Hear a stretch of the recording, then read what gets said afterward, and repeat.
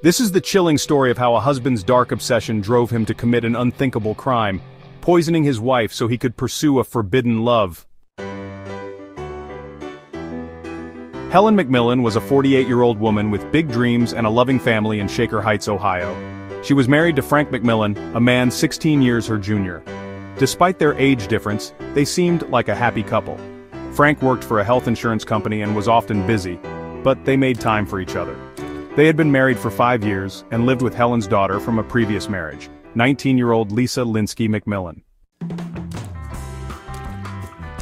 Lisa was a bright and ambitious college student studying pre-med, dreaming of becoming a doctor.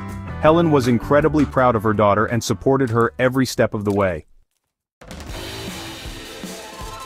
In the weeks leading up to her death, Helen was excitedly planning a family vacation to Orlando. She had bought a new suitcase, packed it with summer clothes, and couldn't stop talking about the trip, but her excitement was tragically cut short.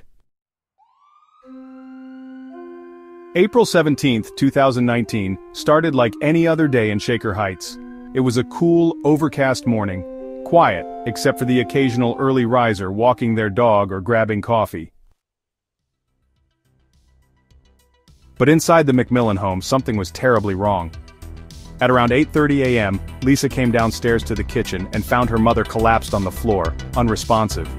A can of Diet Pepsi lay spilled beside her, the dark liquid seeping into the grout between the tiles.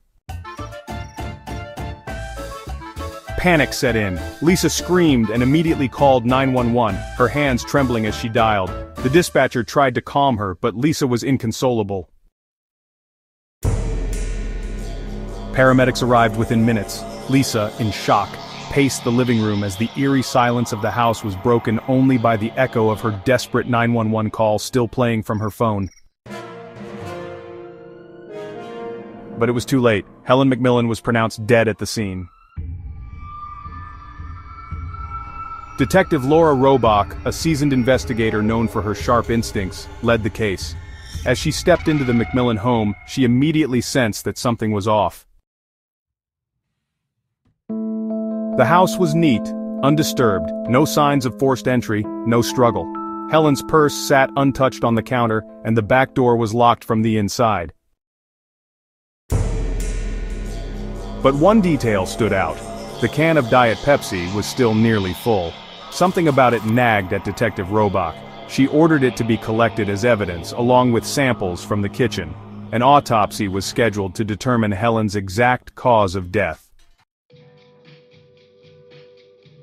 To everyone else, Helen's death appeared sudden, possibly a heart attack, but Robach had a gut feeling, and soon forensic results would confirm her suspicions.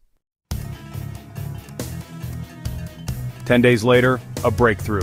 The toxicology report came back. The results were shocking. Helen McMillan had been poisoned. Cyanide. The deadly substance had been mixed into her Diet Pepsi, proving that this was no accident. This was murder. Cyanide is not easily obtained. It requires planning. Someone had gone to great lengths to ensure Helen's death. But who? The investigation quickly turned toward the people closest to Helen, starting with her husband, Frank McMillan. At 32, Frank was young, attractive, and outwardly successful. To most, he seemed like a devoted husband. But as detectives dug deeper, they uncovered a disturbing truth. Frank was obsessed, not with his wife but with her 19-year-old daughter Lisa. His twisted infatuation had been growing in secret. To Frank, Helen had become an obstacle, and eliminating her was his way of getting closer to Lisa.